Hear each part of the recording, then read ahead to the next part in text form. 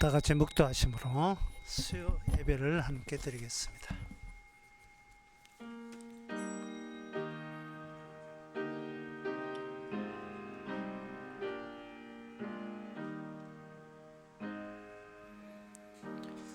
여호와를 경외하며 그 도에 행하는 자마다 복이 있도다. 너가 너 손이 수고한 대로 먹을 것이라. 너가 복되고 형통하리로다. 하나님, 여호와만을 경외하게 하여 주시옵소서.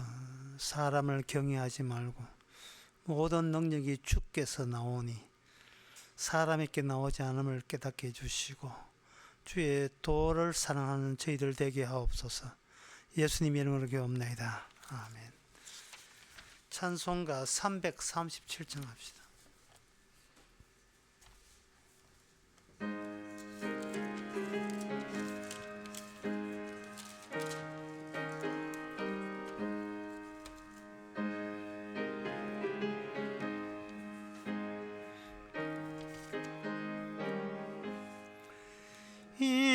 인내하신 구세주여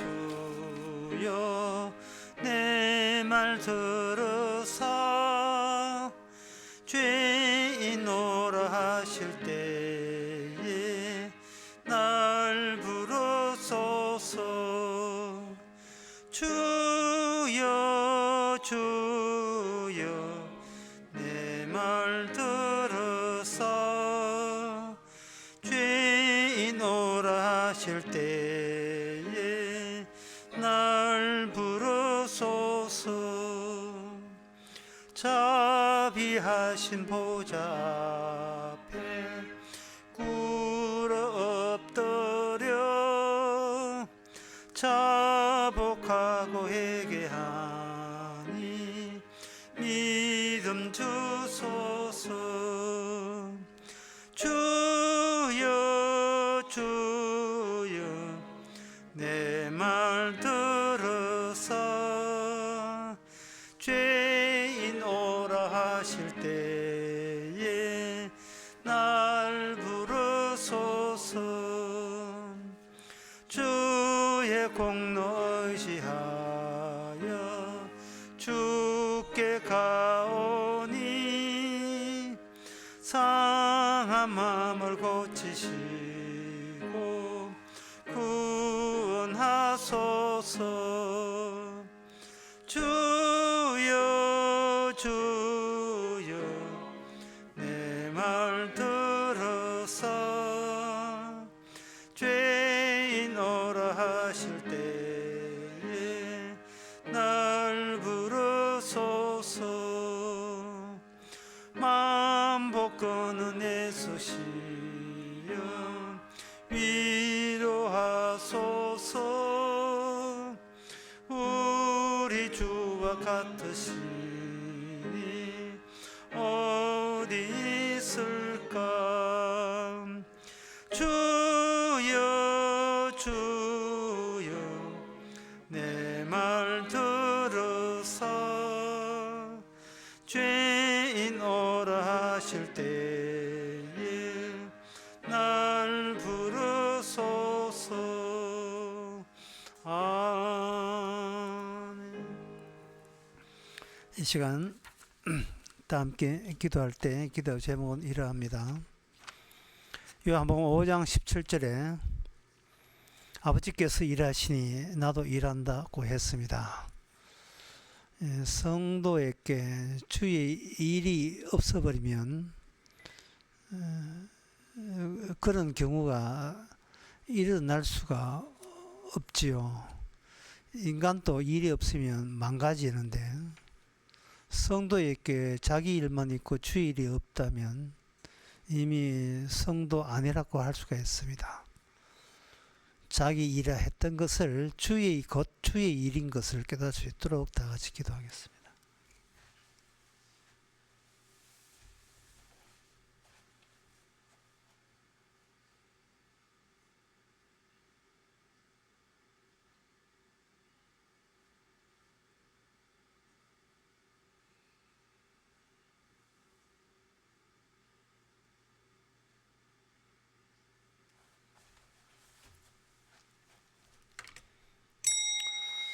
하나님 아버지, 어느 것 하나 나의 일은 애초부터 없었고 전부가 다 주의 일인 것을 깨닫게 하여 주시옵소서.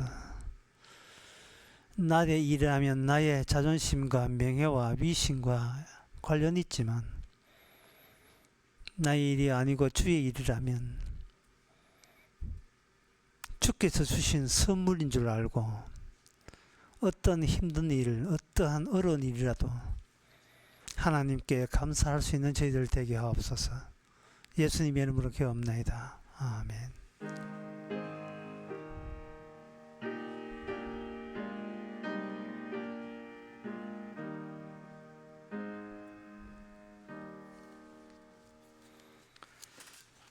하나님의 말씀은 열왕기상 8장 41절에서 43절까지 보겠습니다.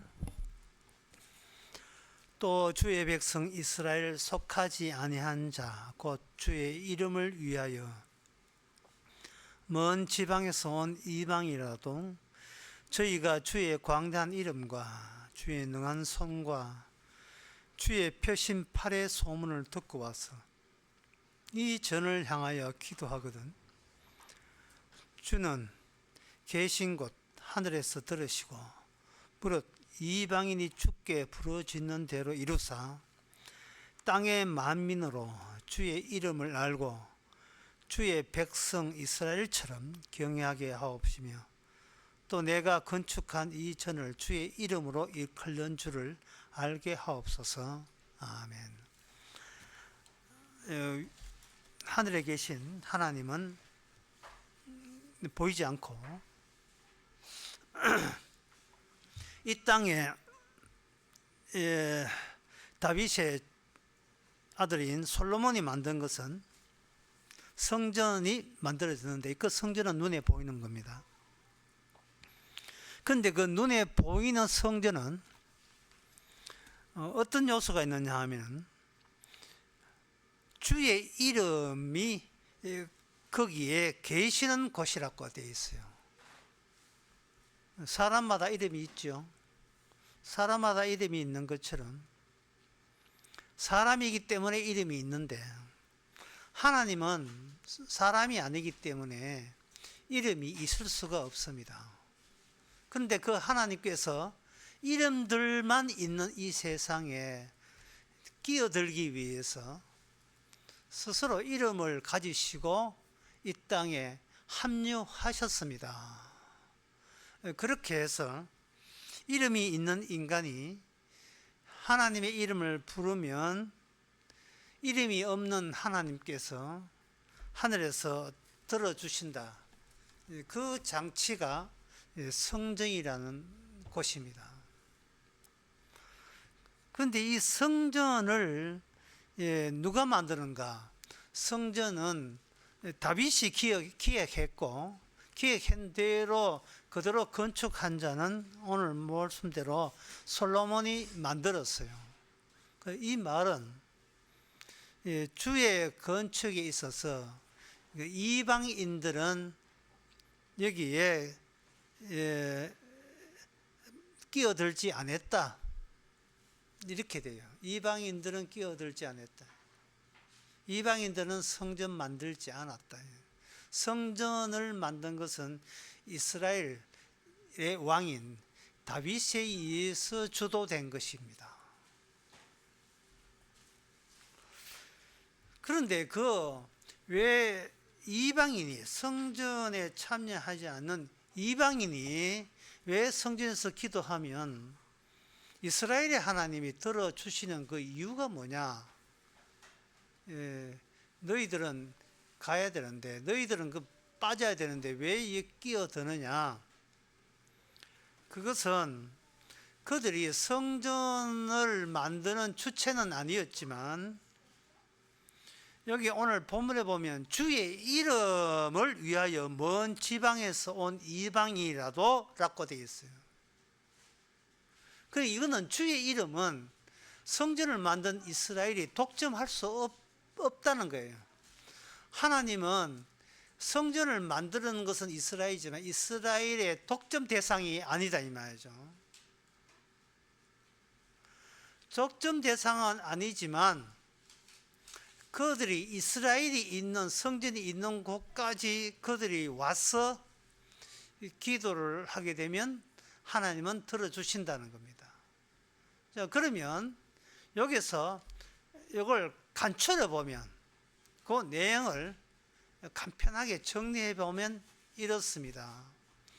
하나님은 이스라엘을 이용해서 이방인이라 할지라도 주의 이름을 부르면 응답하겠다는 거예요. 그렇게 되면 이방인들은 무엇을 알아야 되느냐 하면은 이스라엘의 민족의 가치를 그들은 인정을 해줘야 돼요. 이스라엘의 이름을 가치를 인정한다는 것은 우리로서는 각자의 우리 이방 민족이 자기 신이 있지만 그 신을 한테 빌어도 그거는 소용없음을 이스라엘의 하나님의 이름을 통해서 그걸 수긍을 해야 되고 인정을 하는 자가 주의 이름을 인정하는 자예요.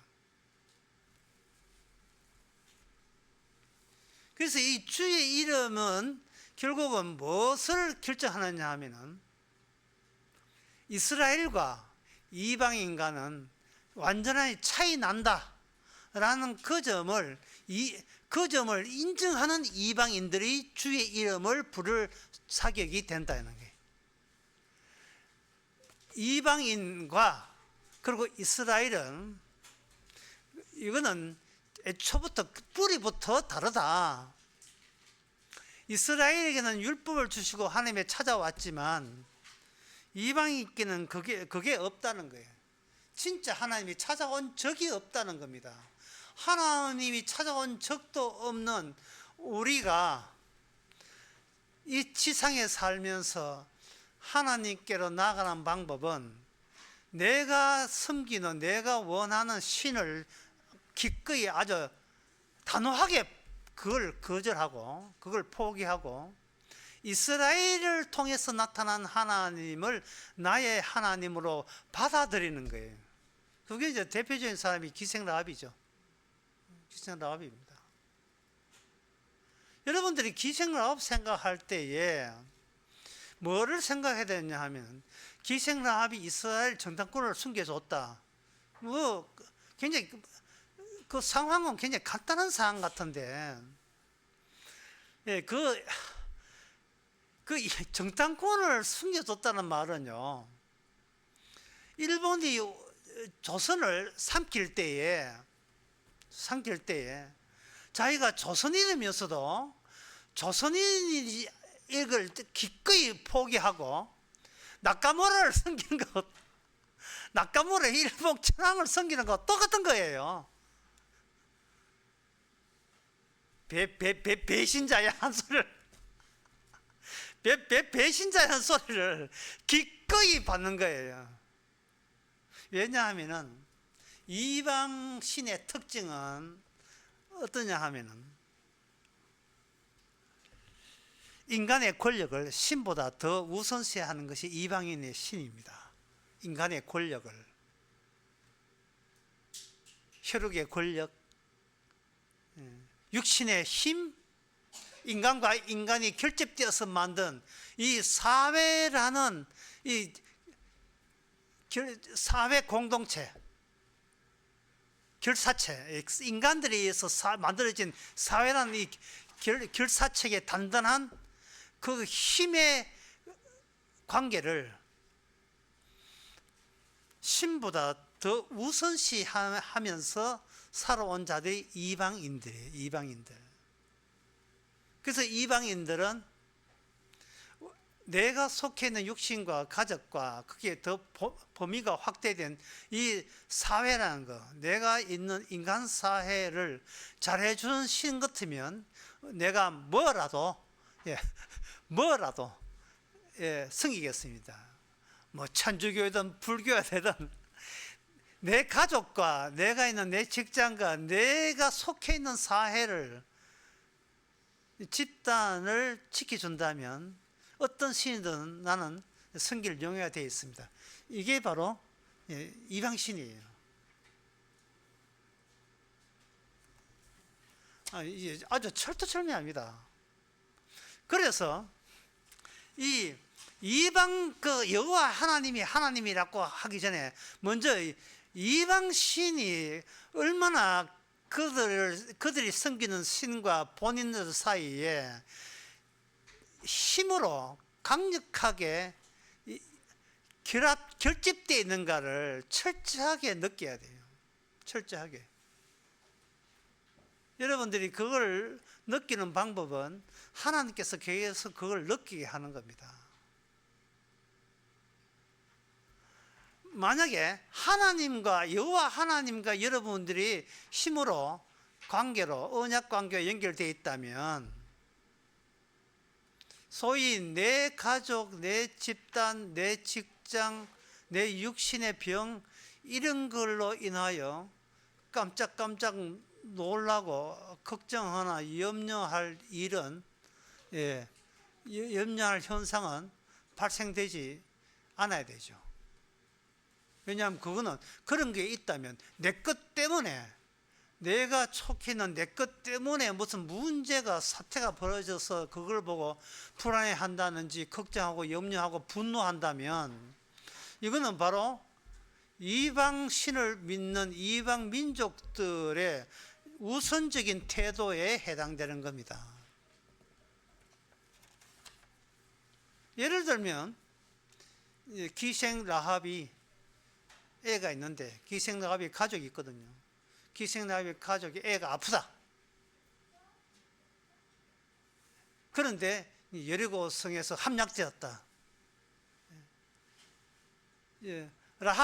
기생 라합은 라합 아줌마 빨리 구원 이쪽 우리 쪽으로 이스라엘 오세요. 이렇게 할 때 기생 라합이 이스라엘로 내 탈출하려고 마음 먹었는데 우리 애가 열이 좀 있네요. 열이 좀 있다든지 우리 부모님이 어제 두번째로 돌아가셔가지고 장례 치르고 가겠습니다만 이런 이야기예요. 이런 이야기가 기생 라합에게 나올 수 있습니까? 없지요. 그 여호와 하나님의 결속력은 나 위주로 있는 하나님의 결속력을 뛰어넘기 때문에 초과하기 때문에 그런 겁니다.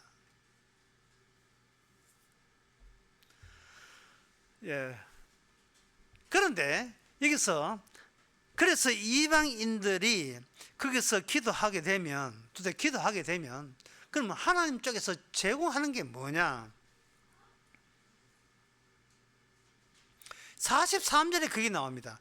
주는 계신 곳 하늘에서 들으시고 무릇 이방인께 죽고 부르시는 대로 이루사 땅의 만민으로 주의 이름을 알고 주의 백성 이스라엘처럼 경외하게 하시며 이 경외하게 한다는 게 이방인이라도 이스라엘의 하나님, 이스라엘에게만 이스라엘의 하나님이라 하는 것은 다른 민족에는 찾아간 적 없고 특이하게 이스라엘에게만 찾아온 그 하나님이 정말 진짜 엄연히 지금도 살아계신 하나님이라 라는 점을 알고 그 하나님에게만 경외하는 그 모습을 이방인이지만 보인다는 거예요. 근데 이거는 결국 뭐냐 하면 비록 위치가 가나안 땅이 아니고 가나안 바깥에서 왔다 뿐이지 그 속의 마음은 이스라엘과 조금도 차별나지 않는 그런 이방인을 두고 이야기하는 겁니다. 자, 그런데 우리가 여기서 알아야 될 것은 이게 구약이거든요. 구약인데 신약이 되게 되면 이렇게 주의 이름을 기념하는 성전이 어떤 지정된 장소에 그게 시온산이죠. 지정된 장소, 에루살렘 지정된 장소, 모리아산이라는 그 장소에 딱 고정되어 있어요. 이 고정된 하나님의 이름의 처소가 구약 때까지만 허락되고 그 다음에 이스라엘 나라가 망하고 난 뒤에는 성전도 완전히 불에 타 없어집니다. 불에 타 없어져요. 불에 타 없어진다는 말은 무슨 뜻이냐 하면 더 이상 주의 이름을 부를 장소가 이 세상에서 깔끔하게 다 없어졌다는 뜻이에요. 성전이 죽은 거예요. 성전이 파괴된 겁니다. 근데 성전을 파괴하면서 파괴할 때 그냥 파괴한 게 아니고 하나님께서 의도적으로 예레미야 예가 1장 10절에 보면 이렇게 파괴되게 되어 있어요. 예레미야 예가 1장 10절에 대적이 손을 펴서 보물을 뺏었나이다. 주께서 이미 이방인을 금하여 주의 공회에 들어오지 못하게 하셨사오나 저희가 성소에 들어가는 것을 예루살렘이 보았나이다. 이래 됐어요. 그러니까 이 성전에는 주의 이름을 부르기 위해서, 거기 자기 신을 포기하기 위해서 한 자만 성전에 들어설 수가 있는데, 성전이 망할 때는 어떻게 되느냐 하면은 도리어 자기 신을 포기한 게 아니고 자기 신의 이름으로 여호와 이름이 계시는 성전을 파괴하도록 하나님께서 그렇게 허락을 하신 거예요. 이방인들이 집에 의해서 성전이 다른 여호와 말고 다른 신을 믿는 이방인에 의해서 완전히 유린되고 파괴되도록 하나님께서 성전을 허락하신 거예요. 그 허락하신 이유는 있어요. 성전에서 하나님의 이름대로 불러야 될 이스라엘 본 자손이 이미 모든 마음이 어디에다가 뺏겼느냐 하면은 여호와를 버리고 이방 신들에게 마음이 거기 다 갔습니다. 다 가버리니까 이거는 멀쓱하게 됐어요. 하나님의 성전 이름 멀쓱하게 되었다고요. 성전의 의미 아는 사람은 별로 없어요. 선지자는 알지 뭐 다른 사람은 그 뭐 성전의 그 가치에 대해서 가치가 완전히 죽었습니다. 그 왜 그러냐 하면은 이방인의 신이 인간의 육신의 욕구와 욕망을 다이렉트로 직접 그걸 충족시켜 주기 때문에 그런 거예요. 다시 말씀드립니다. 이방신은 나를 잘 되기 위해서 믿는 신이 이방신이에요. 그런데 여호와는 하나님을 위해서 자기를 포기하기를 요구하는 하나님이 여호와 하나님이에요.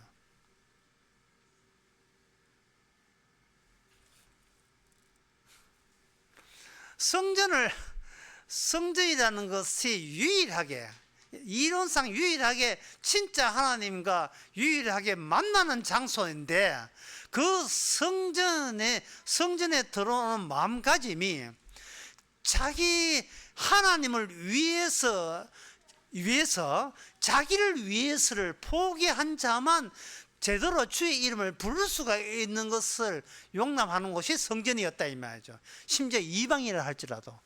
그런데 솔로몬 이후에 심지어 솔로몬까지도 마찬가지입니다만 점차 좀 배부르고 좀 산다 싶었더니만 여호와 안녕히 계세요. 여호와 다 버리고 이방 신을 수입하고 선호하기 시작했습니다. 그렇게 해서 하나님과 인간의 유일한 만남의 장소인 그 성전이라는 그 건물 자체가 없어졌어요. 불타 없어졌습니다. 그냥 불탄 게 아니고 이방인들의 조롱거리가 되게 하고 이방 신들이 마음껏 유린의 대상이 되는 성전, 하나님의 이름이 욕을 얻어먹는 성전이 되고 말았습니다. 그렇다면 이 하나님과 인간의 만남은 영원히 이제 끝장나느냐 하는 그 문제가 중요하게 등장하겠죠. 그러면 인간은 하나님과 만날 수 없는 겁니까? 라는 그 문제죠. 그런데 시편 8편에 보면 그 다윗의 시가 나와요. 시편 다윗의 시가 나오는데 다윗이 자기를 뭐라고 하냐 하면은 인자라고 이야기합니다. 인자. 사람이 무엇이간데 주께서 저를 생각하시며 인자가 무엇이간데 주께서 저를 권고하시나이까 라고 이렇게 했어요. 다윗에게 하나님의 약속이 주어졌습니다. 약속이 주어지면서 다윗은 분명히 사람이지만 새로운 그 다윗이라는 인간의 존재가, 사람이라는 존재가 이름이 살짝이 다른 이름으로 바뀌어요. 뭐로 바뀌냐면 인자로 바뀌어 버립니다. 인자로 바뀌면서 하나님과 인간의 만나는 장소가 성전을 했지요. 그런데 다윗부터 하나님과 인간의 만남은 사람하고는 안 만나요. 인자하고 만납니다. 인자라고 하는 사람의 이름으로 하나님은 만나게 돼 있어요.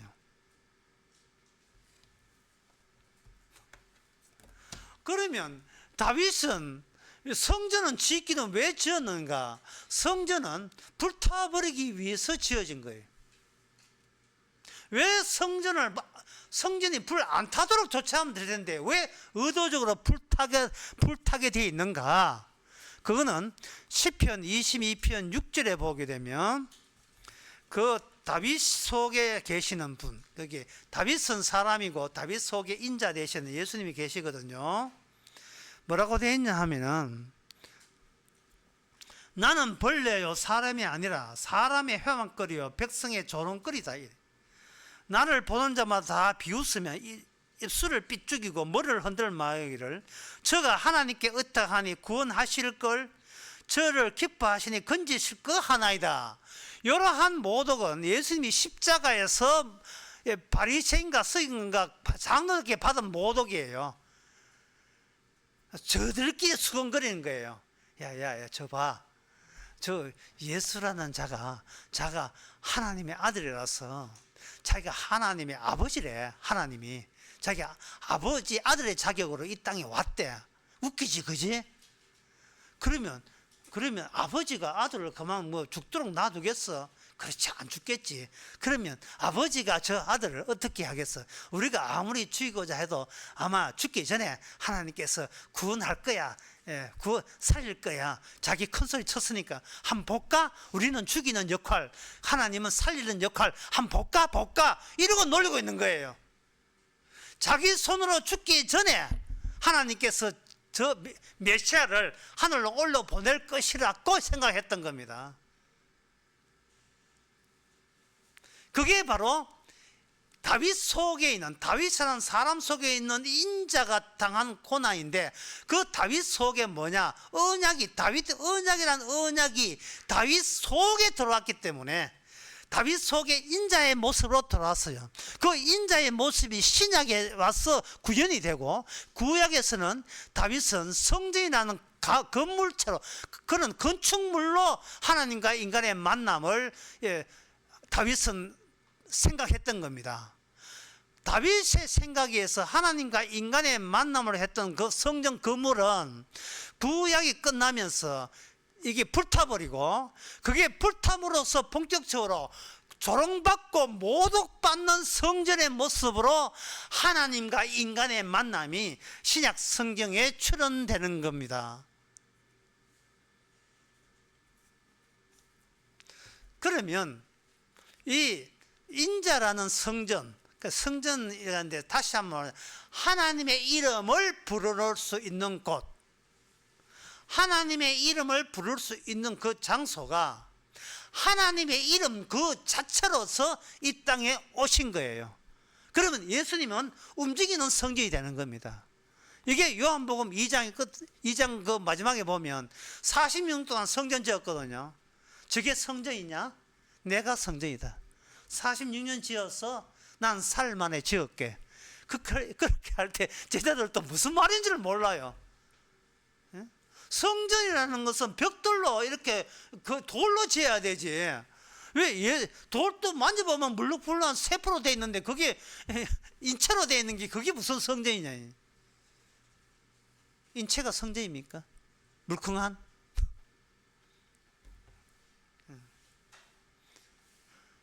딱딱한 돌이 성전의 재료입니까? 아니면 물컹한 인간의 육신이 성전의 재료입니까?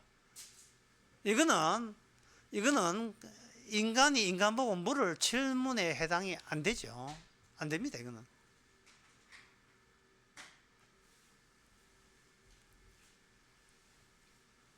인간의 육체도 성전이 아니고 돌도 성전이 아니에요. 반드시 거기에는 뭐가 있어야 되느냐? 죽어도 죽지 않는 육체가 성전입니다. 죽여도 죽지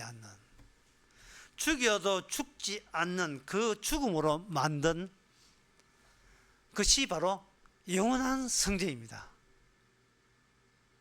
분명히 죽이는데 안 죽어. 참, 어떻게 그런 성전 한번 들어가 보실래요? 죽여도 안 죽는 성전 한번 돼 보실래요? 그 성전을 믿은 사람 12제자도 이해 못했죠. 12제자 그리고 예수님을 조롱했던 유대인, 이방인은 말할 것도 없이 이 세상에 아무도 성전을 이해한 사람 아무도 없었습니다. 믿는 사람 아무도 없었어요. 자, 그렇다면 모든 인간은 주의 이름을 부를 수 있는 사람 아무도 없다와 똑같은 말이에요. 주의 이름을 부를 수 있는 사람은 예수님 외에는 주의 이름을 부를 사람 없습니다. 유대인들은 여호와 부르면서 여호와를 죽였잖아요. 이 뭐 얼마나 큰 코미디예요. 여호와 이러면서 여호와 이름으로 여호와를 죽여버렸어요. 여호와가 주의 이름이니까 주의 이름으로 주의 이름을 죽여버려요. 그러면 주의 이름을 부르는 천하의 백성은 이 땅에 존재하지 않습니다. 없습니다. 이제 그 성전도 이렇게 모독받고 성전이 불탔다는 것은 성전이 있어서 그걸 자랑거리로 대단한 자부심을 여겼던 유대인 그 이스라엘 사람들이 성전의 가치를 모독해서 성전이 불타버렸거든요. 북쪽 이스라엘도 성전을 모독해갔었고 남쪽 남아있는 남쪽 유다 백성도 성전을 모독해가 이 우상을 가지고 성전에까지 참여시켜서 결국 성전은 그렇게 성전이 싫으면 내 자신에서 폭파되게 자신에서 폭파되어 없어졌어요. 하나님과 인간의 만남의 장소가 없다는 말이에요. 자, 없는데 그럼 없으면 저게 없다 하고 그냥 돌아가시면 될 텐데 없다고 하시면서 왜 예수님께서 이 지상의 활동은 왜 하시느냐 이 말이죠. 마태복음 10장 6절에 보면 이런 말씀 나옵니다. 10장 5절부터 보면 예수께서 12제자를 보내시면서 명하여 가라사대 이방인의 길도 가지 말고 사마리아의 고을도 가지 말고 차라리 이스라엘 집에 잃어버린 양의 길로 가라 이랬어요. 이 말씀이 굉장히 어렵기 때문에 다시 한번 말씀드립니다. 이방인의 길에도 가지 말고 사마리아의 고을에도 들어가지 말고, 이방인이 사는 동네 이방의 길이죠. 사마리아 사람들이 사는 사마리아 동네 있지요. 그거는 지역이 따로 있다 이 말 분명히. 그런데 뭐냐면은 차라리 이스라엘의 집에 잃어버린 양에게 가라. 이스라엘 집에 잃어버린 양은요, 그런 지역이 없어요. 이런 지역이 없어요. 사람이 사는 데는 유대인이나 이스라엘이나 또 이방이나 이렇게 구분되어 있지만 이스라엘 잃어버린 양을 찾으러 가셨는데 잃어버린 양이 사는 동네는 어디에도 그 본 적이 없어. 그런 주민 등록이 된 적이 없어. 잃어버린 양은.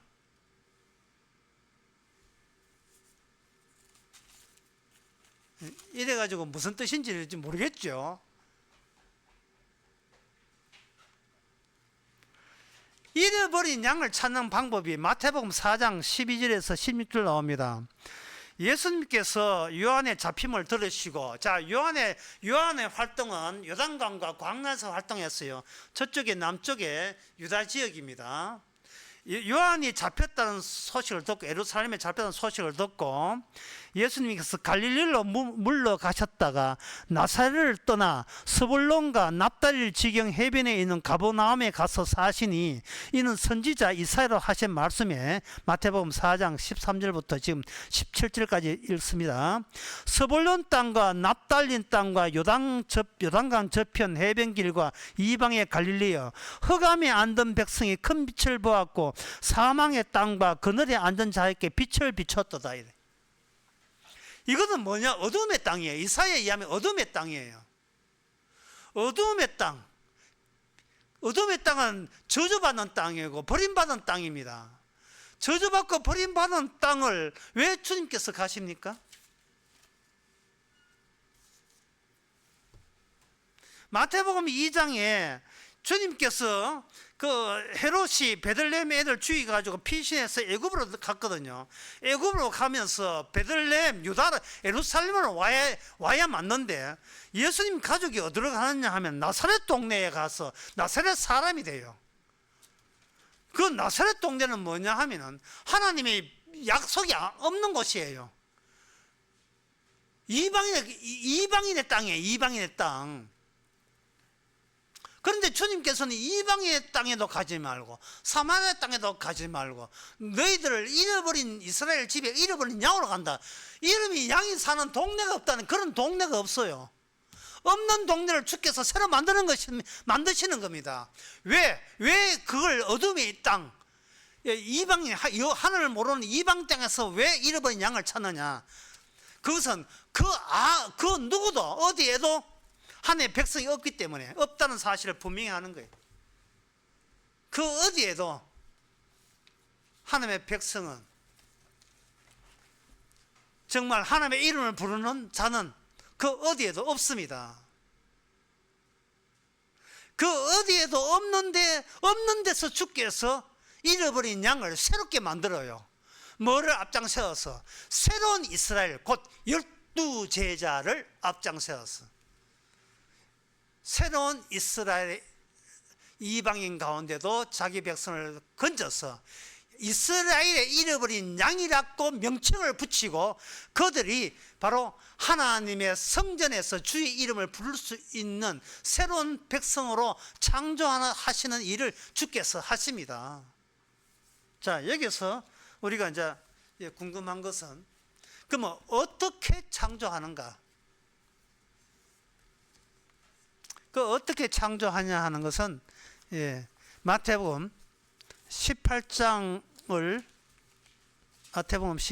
통해서 말씀드리겠습니다. 마태복음 18장에 보면 24절에 어떤 임금과 같으니, 이름으로 천국에 대해서 이야기하면서, 천국은 그 종과 회개하려 했던 어떤 임금과 같으니 회개할 때 1만 달란트 빚진 자 하나를 데려오매 갚을 것이 없는지라 주인이 명하여 그 몸과 처와 자식들과 모든 소유를 다 팔아 갚아라, 이렇게 해서 갚아, 1만 달란트를 갚아라 한데, 그 종이 엎드려 절하여 가로되 내게 참으소서 다 갚으리라 하거늘. 갚아라 해놓고, 갚아라 했거든요. 갚아라 해놓고 하니까 엎드려서 제가 갚겠습니다 하고 엎드려서 그냥 자빠진 거예요. 그 종의 주인이 불쌍히 여겨서 놓아 보내며 그 빚을 탕감하여 주었다는 겁니다. 탕감. 받을 권리가 있는데 불쌍히 봐서 안 받겠다는 거예요. 이게 뭐라고요? 천국이라는 겁니다. 천국은 반드시 천국에 들어가려면 탕감을 받아야 되는데, 누구한테 탕감 받는가? 주의 이름에 의해서 탕감 받는 자만이 제대로 의미가 꽉 찬 주의 이름을 부를 수 있는 유일한 대상자가 된다 이 말이죠. 여호와 부른다고 주의 이름 부르는 게 아니에요. 여호와가 어떤 분인데 뭐 설명을 할 수 있어야 돼요. 여호와가 어떤 분인데, 예수님이 어떤 분인데 몰라, 이러면 안 되죠. 예수는 어떤 분입니까? 저 죄를 탕감해 줬어요. 저 죄를 탕감했습니다. 왜 탕감하는데? 불쌍히 여겼어요. 그러면 천국 백성 맞습니까? 조금만 기다리세요. 그 뒤에 주었더니 그 종이 나가서 제게 100데나리온에 빚진 동간 하나를 만나 붙들어 목을 잡고 가로되 빚을 갚아라 하며, 그 종이 아이고 불쌍히 여겨달라 하니까 불쌍히 여겨주지 않고 갚아라고 강요한 거예요. 그래서 임금이, 탕감해준 임금이 화가 나서 도로 집어넣어 해서 거기서 불쌍히 여기지 않고 해서 도로 옥에다가 집어넣으라고 했던 거예요. 그러면 요 절차와 방금 했던 그 과정을 다 하면 같이 이어봅시다. 이거 1만 달란트가 얼마냐 하면 요새 돈으로 1조 원이에요. 1조 원.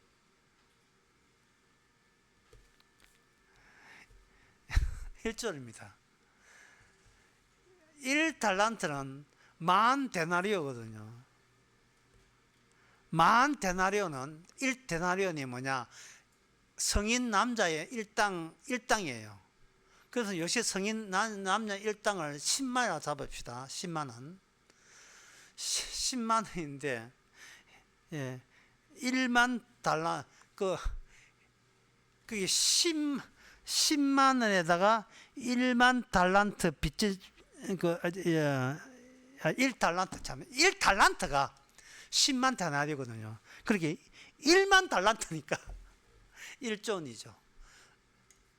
1달란트가 10만, 1만 달란트는 1조. 근데 여기 빚진 사람이 100달란트거든요. 그러니까 1,000만 원과 1조 원이에요. 1조 원. 요새 뭐 1조 뭐 돈입니까? 1,000만 원과 1조의 비교예요. 그러면 사람들 어디까지 가느냐 하면 여기까지에서 멈춰요. 제가 임금님께 1조 원을 빚을 졌습니다. 다 갚아! 다 갚아.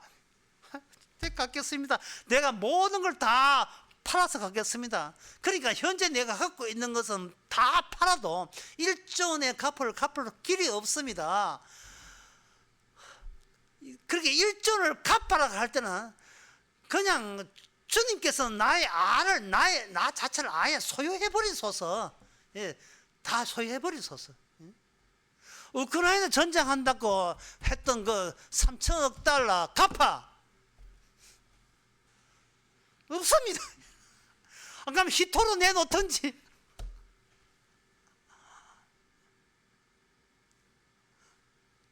불쌍히 여기 주옵소서. 양복 입고 이런 거 하면 얼마나 좋아요.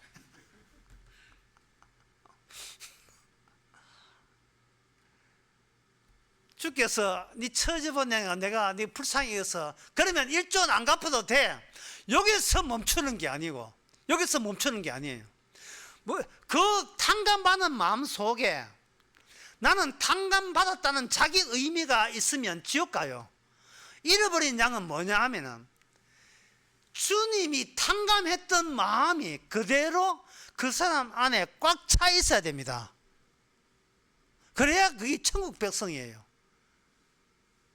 이걸 아주 쉽게 말하면 하나님께서 잃어버린 양을 찾으러 왔다 할 때는 그 잃어버림이 접니다라고 그것을 계속 자기가 유지가 돼야 돼요. 지속돼야 돼요. 그게 천국 백성이에요. 그게 천국 백성만이 바로 하나님의 이름을 부를 수가 있습니다. 왜 그러냐 하면은 바로 예수님께서 하나님의 아들이지만 이 땅에서 완전하게 아버지로부터 버림받았어요. 아버지로부터. 아버지로부터 버림받음으로 말미암아 인간이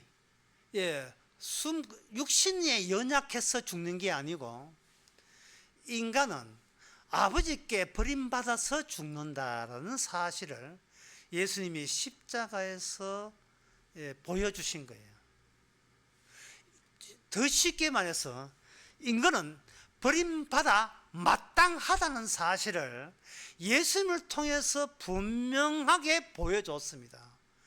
버림받아 마땅함, 버림받아 마땅함이 계속 그 사람 마음속에 계속 유지될 때, 그게 바로 그 버림받아 마땅함과 하나님이 주시는 긍휼하심이 계속 결속되면서 잃어버린 양, 천국 백성이 되는 거예요. 그러면 어떻게 해야 되겠어요? 여기 트럼프 앉아 있고 젤렌스키 앉아 있다면, 여기 이제 부통령 앉아 있으면, 그 부통령이 젤렌스키 우크라이나 대통령한테 이야기했잖아요. 왜 감사함이 없습니까? 왜 감사함이? 왜 고마움이 없어요? 뭐 자꾸 해주면 뭐 권리처럼 여기고 있네. 고마움이 법을 이깁니다. 고마움만이 끝을 넘어설 수 있어요. 끝을. 이 세상의 종말을 넘어서는 것은 고마움입니다. 왜냐하면 하나님이 기뻐하는 것은 고마움이기 때문에. 그동안 미국이 이렇게 우리나라를 도와서 고맙습니다. 히토로가 아이가 뭐 순토로 히토로 뭐가 돼도 다 가져가도 괜찮습니다. 압수해도 괜찮아요. 우크라이나는 내게 아니고 미국 겁니까? 미국 겁니다. 이렇게 했으면 좀 좋았어요. 양복도 안 입고 와가지고.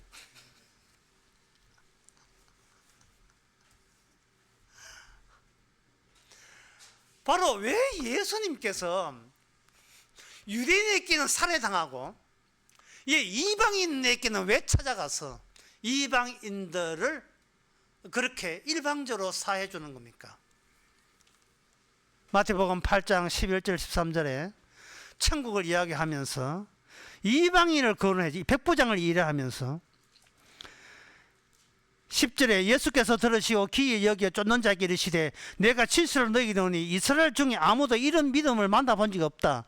너희에게 동서남북 많은 사람들이 이르러 아브라함과 이삭과 야곱과 함께 천국에 앉아거리마 나라의 본 자손들은 바깥 어두운 가운데 쫓겨나 거기서 울며 이를 갈미쓰리라. 왜 고마운 줄 몰라? 왜 감사가 없어? 왜 불쌍히 여김이 어디 갔어? 불쌍히 여김이 언제 없노? 왜 없어 그게? 이 고맙다 이야기를 왜 못해? 이 마태복음 18장 앞에서요, 베드로가 이런 이야기, 내가 몇 번 용서해 주면 됩니까? 7번 용서하면 됩니까? 이래. 주님께서 베드로 보고 너는 왜 고마움이 없어? 네 존재 자체에 대한 고마움이 왜 없어? 왜 자꾸 너의 의만 생각하는 거야? 너의 의명만 생각하는 거야? 왜 감사함이 없어? 저 봐, 이방인 봐. 그냥 고맙잖아. 그냥 고마워하잖아. 이방인들은. 이 잘난 유대인들은 하나님 이름을 불렀다. 뭐 전통과 역사가 찬란하다. 아브라함이 우리의 조상이다. 주님께서 본 자손들은 쫓겨나고 이방인들 이들이 천국을 차지할 것이라고 했어요. 하나님이 뭘 기뻐하는지를 봐야 돼요. 우리가 천국 가기 위해서 예수를 믿는다? 아닙니다. 그거는 요령이고 요령 부리는 거예요.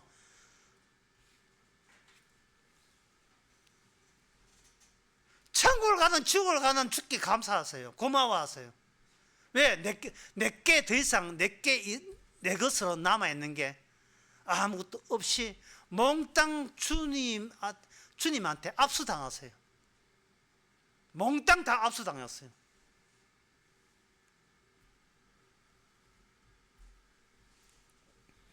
사도 바울이 로마로 갔죠. 이번에 순회 다니엘서 보면 로마는 4번째 짐승입니다. 마지막 짐승이에요. 그 마지막 짐승을 사도 바울이 지중해 폭풍을 뚫고 기어이 바로 앞에 서야 된다. 바로가 그 로마의 가이사 앞에 서야 된다고 갑니다. 그러면 사도 바울이 네 번째 마지막 짐승과 가이사 앞에 선다는 말은 사도 바울의 복음 안에 끝을 타치했다는 내용이 들어있는 거예요. 끝을. 그 사도 바울은 끝을 이미 알았어요. 사도 바울이 끝을 알면서 사도 바울이 외치는 것은 뭐냐? 내가 나된 것은 나는 죄인 중에 개수고 나된 하나님의 은혜입니다. 고마움이에요. 고마움이 끝을 넘어서는 거예요. 그래서 사도행전 19장 15절에 이런 말씀 나옵니다.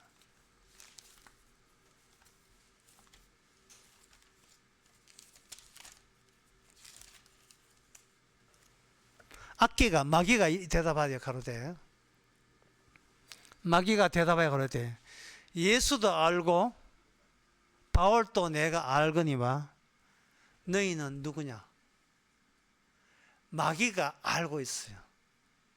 사도 바울이 예수님과 같은 나라에 속했다는 것은, 이거는 다른 인간은 모르는데 마귀는 알고 있어요.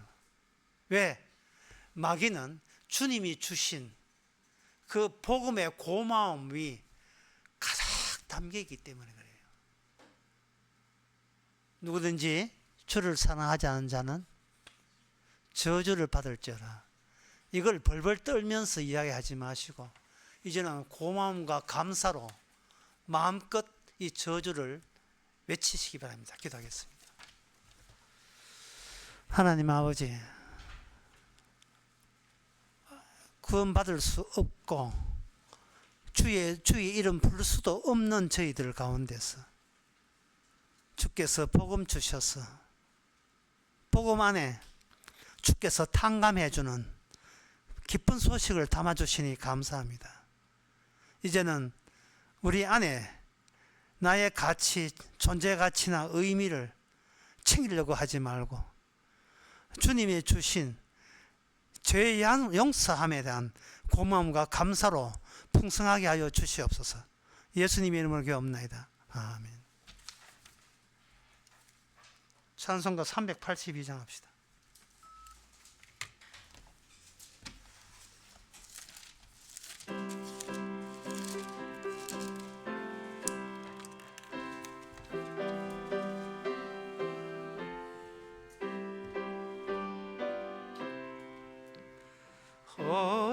허락하신 새 땅에 들어가려면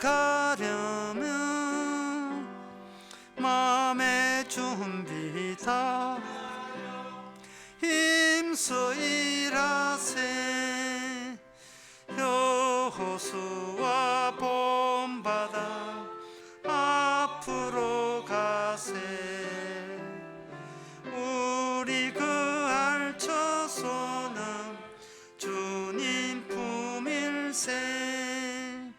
시험할 난 당해도 낙심 말고서 마음의 걱정 버리고 힘써 일하세. 여호수아 본받아 앞으로 가세. 우리 그 알처소는 주님 품일세. 시험하서 예수님 바라보면서 모두 마음을 합하여 힘써 일하세. 여호수아 본받아 앞으로 가세. 우리 그 알처소는 주님 품일세. 일할 곳이 아직도 많이 있는데 담대하게 나가서 힘써 일하세.